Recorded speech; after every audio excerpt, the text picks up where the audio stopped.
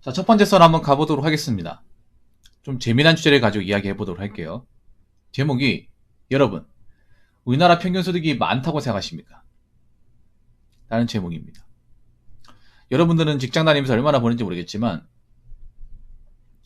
우리나라 사람들이 뭐 그렇게 못 버는 거 아니라 생각해요. 근데 우리나라 사람들이 버는 돈이 그렇게 열부릴 만한 돈은 아닙니다. 객관적으로. 그래서 이번에 우리나라 GDP하고 이걸 실제로 접목하면 얼마 나오고, 그리고 현실적으로 왜 이 돈이 우리가 그렇게 많은 돈이 아니고, 그래서 왜 함부로 쓰면 안 되는지 이야기해 보려고 합니다. 제 유튜브 댓글 중에 이런 댓글이 있었어요. 제가 어제 기억할지 모르겠는데, 그 댓글 컨텐츠 할 때 영상 중에 제목이, 보자. 제목이 이거네요. 길바닥에 차가 너무 많습니다. 미어 터져요. 카푸어도 많고, 그걸 보면 경제에 어려운 거 맞나 싶네요. 라는 영상이 달린 이 댓글이에요. 여러분들도 약간 체감이 확실히 안 되는 게 그런 거예요. 아니, 먹고 살기 어렵다는데 차는 왜 이렇게 많아? 차는 왜 이렇게 다 좋아? 이런 생각 들지 않나요? 진짜 어렵다는 게 맞는 건가? 잘 되는 데는 잘 되는 것 같고, 차도 좋은 차 많이 타고 다니던데? 이런 생각 많이 들죠. 근데 난 그게 진짜 어렵다는 걸 반증하는 거 생각을 해. 왜냐하면, 한번 생각해봐. 차를 샀다는 거는 지금 젊은 사람들이 차를 몬다는 건 쉽게 말하면 돈을 안 모으고 있다는 거예요. 차에 돈을 다 써버리기 때문에. 그럼 집을 안 산다는 거죠. 내가 모아야 될 돈을 차에 투자했기 때문에 지금 차를 모르는 사람들 중에 잔고가 넉넉한 사람은 많지 않다는 겁니다.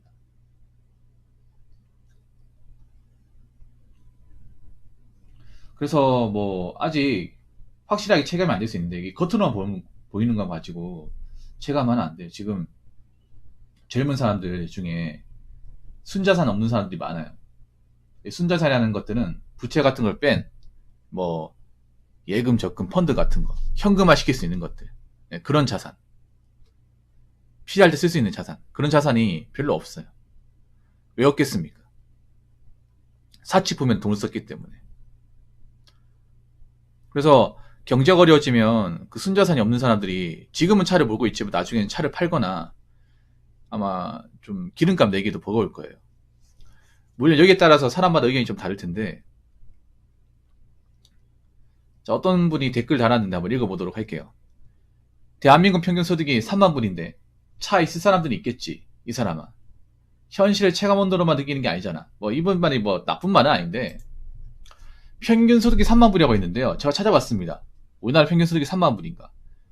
가장 최근 자료 2021년 우리나라 1인당 국민소득 GDP는요 3만 5천 달러입니다. 좀 놀랬습니다. 생각보다 높아가지고.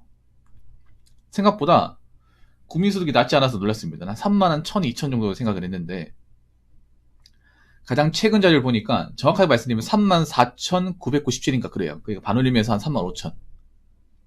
거진 3만 5천은 됩니다. 이걸 이제 지금 환율, 지금 미국 환율로 이제 환산을 하면, 그러니까 미국 환율이 아닌 우리나라 돈으로 이제 환산을 하면 4,565만 2천 원이 나와요. 4,500만 원. 생각보다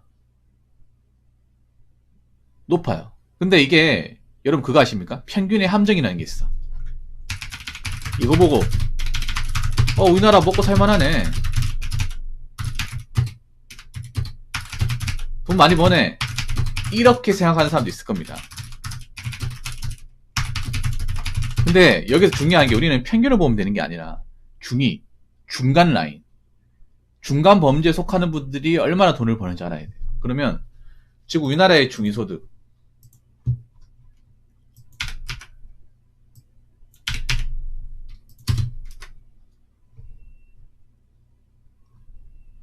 우리나라의 중위소득은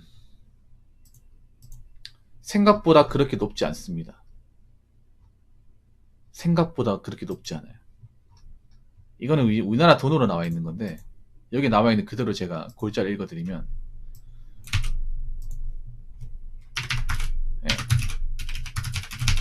대한민국 중위소득은요.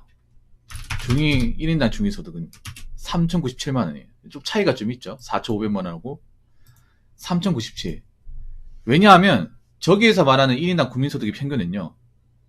저 평균은 재벌 회장님, 스포츠 스타, 그리고 땅 부자, 강남에 사시는 분들, 기업 오너분들, 재벌 총수분들 다 넣은 거예요. 다. 여러분 평균의 함정이라는 말 들어봤어요? 평균의 함정? 평균의 함정이 뭐냐 하면 그런 거야. 잘 사는 사람들, 돈 많은 사람들까지 다 집어넣어요. 그러면 평균이 확 올라가. 지금처럼. 여러분 이렇게 생각하면 안 돼. 1인당 국민소득이 35,000달러 된다고 전 국민 4,500만원 버는 게 아니에요. 실제로 중위소득, 그러니까 중간 범죄에 속하는 분들은 그렇게 많이 벌지 못해.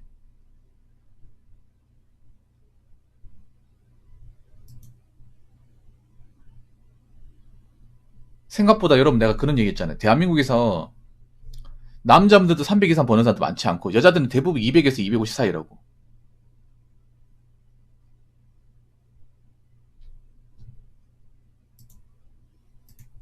그런 말씀이죠. 생각보다 그렇게 돈을 많이 버는 사람은 많지 않다.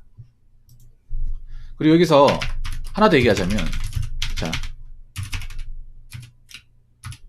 평균 GDP가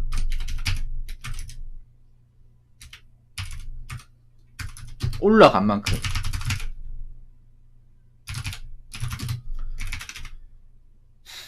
물가는 더 올라갔습니다. 네, 물가는 훨씬 더 올라갔어요. 이게 중요한 거야. 그냥 숫자만 올라가면 얼마나 좋아. 근데 저 GDP가 올라가는 만큼 우리나라 물가는 훨씬 더 많이 올라갔습니다. 체감상 올랐다는 느낌이 안 들어요. 예를 들어 자동차. 국민들의 필수품인 자동차를 한번 이야기를 해봅시다. 요즘에 나온 신차도 여러분 가격 보시면 좀 놀래요. 국산차가 이렇게 비싸도 되나 싶을 정도로. 신형 아반떼 같은 경우 2천만원 그냥 넘습니다. 프로보다 하면 3천만원 돼요. 준중형인데. 한 10년 전만 하더라도 그 정도 돈이면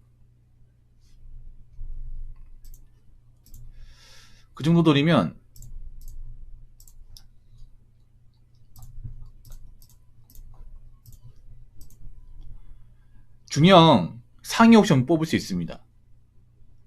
한 5년 전만 하더라도 중형은 그냥 사요. 근데 지금은 3천만원 가지고 중형 상급 못 사요. 중형도 여러분들 뭐 보험료 내고 옵션 몇 개 추가시키면 4천만원 넘습니다. 자동차는 진짜 많이 올라갔어요. 기름값도 많이 올라가고. 그리고 여러분 우리가 자주 먹는 뭐 음식 같은 것들, 배달 음식 같은 거 엄청 많이 올라갔잖아. 그래서 이 숫자 올라간 만큼 우리가 뭔가 넉넉해졌다, 먹고 살만하다, 그런 느낌 못 받아요. 우리나라는 지금 인플레이션 왔잖아. 인플레이션 왔는데 이거 올랐다고 여러분 사는 게 좋아졌다는 게 아닙니다. 사는 게 안 좋아졌죠. 특히 주택 구입 비용이나 생활하는데 들어가는 비용이 엄청 증가했어요.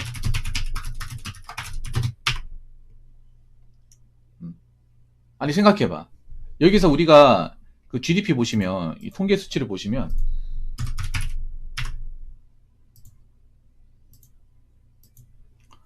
우리나라가 쭉쭉 올라간 게 아닙니다. 그러니까 한 5년 전에 2017년에 우리나라 GDP가 31,600이에요. 31,600. 그리고 2020년까지 31,700이었어. 31,700인데 2021년에 34,900이 됐어요. 3,200달러 올라갔어. 그러면 3,200달러 올라갔으면 사기 좋아진 거 아니야? 한번 생각해봐. 여러분 2020년에서 21년 넘어가면 사기 좋아졌습니까? 사기 빡빡해졌죠. 그때 코로나 터져가지고 정신없었잖아.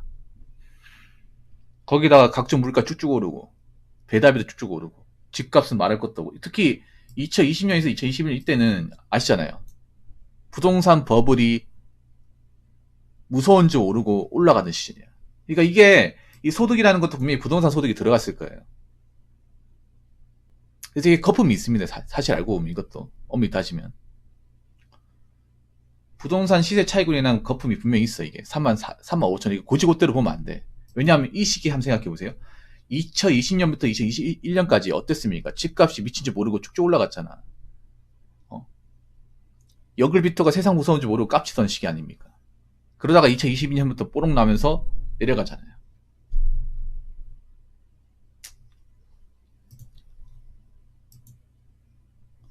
한번 생각해봐. 우리가 저렇게 GDP가 올라가는 만큼 뭐 집값이 그렇게 안 올라갔으면 모르겠는데 GDP 올라가는 배 이상으로 집값이 올라갔고, 그리고 월세도 올라가고 관리비도 올라가고, 그리고 공과금도 올라가고 건강보험료도 올라가고. 그냥 약간 올라갔습니까? 말도 안 되게 올라갔습니다. 말도 안 되게. 특히 코로나 터지고 하면서 재난지원금 들어간다고 건강보험료를 거의 배 이상 올렸습니다. 배 이상. 그래서 자영업 하신 분들 그때 꼭지 돌아가지고 그 건강보험단 가가지고 굉장히 많이 따졌어요. 그 직원들한테. 그때 살벌했습니다. 그때 장사하시는 분들 아마 아실 거예요. 2020년에서 21년 사이에 갑자기 건강보험이 폭탄을 맞아가지고 장사하시던 분들이 두 팔 걷어붙이고 건강보험공단 가가지고 다 따졌다니까. 근데 그 직원들은 사실 왜 올라가는지 사실 설명 못해. 자기들도 이제 어안이 벙벙합니다. 그래서 각종 물가가 말도 안 되게 올랐어요. 그럼 이게 우리가 먹고 살만한 게 맞는 건지 얘기하고 싶어. 한번 생각해봐. 저게 만약에 국민소득이 4,500달러, 그러니까 35,000달러. 우리나라도 4,500만원 번다고 칩시다. 저게 세금 안 뗍니까? 세금 뗄 거 아니야.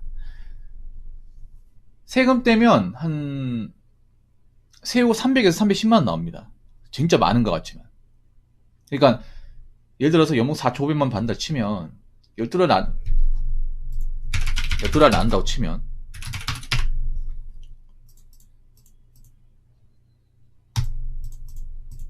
375예요. 375에 세금을 떼면 320만원이야. 물론 적어도 적은 돈은 아니지만 저 320만원 번다고 해도 막 그렇게 사치부려만 돈은 아니에요. 혼자 살기엔 그래도 부족하지 않은 돈이지만.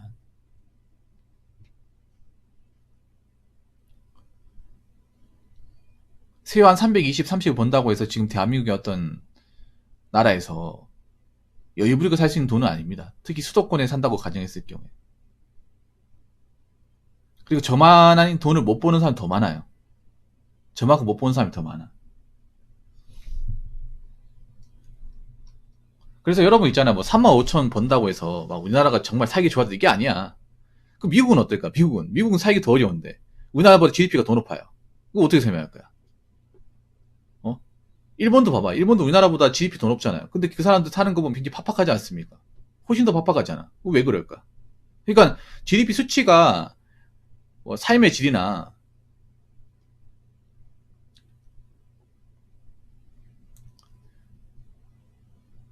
생활 수준이 엄청 올라가는 게 아니라는 거죠. GDP가 올라간 만큼 다른 것들은 말도 안 되게 올랐습니다. 오히려 과거보다 더 팍팍해졌어. 오히려 과거에 3만 달러 안 될 때보다 훨씬 더 살기 어려워졌습니다. 예전에 2만 5천 뉴턴 달러 벌던 시절. 그때는 뭐 짜장면 값이 뭐 3,000원 이렇게 했잖아. 3,500원. 치킨도 한 마리에 뭐 14,000원, 5,000원. 월세도 2, 30만 원이면 됐고, 수도권에. 차도 그렇게 안 비쌌고. 근데 지금은 3만 5천 벌어도 나가는 게 너무 많아요. 나가는 게. 밖에 나가 사 먹기가 겁나. 좀 그런 시기를 우리가 겪고 있지 않습니까? 그래서 제가 얘기하고 싶은 거는 지금 우리나라가 뭐 GDP가 좀 높다고 해서, 높은 것도 아니야, 얼핏 따지면. 좀 높다고 해서 살만해졌다, 걱정 없다, 이건 절대 아닙니다. 그래서 지금 너무 돈을 흥청망청 쓰면 안 되고, 그리고 실제로는 3만 5천보다 못 보는 사람 더 많을 거예요. 3만 5천 달러 미만 훨씬 더 많을 겁니다. 그래서 앞으로 우리나라 물가가 좀 더 올라갈 것 같은데 대비 잘 하시고 씀씀이 조절하셔야 돼요. 씀씀이. 제가 봤을 때는 좀 더 올라갈 겁니다. 좀 더. 과거의 소비 습관을 버리지 못하는 사람들은 버티지 못할 거예요.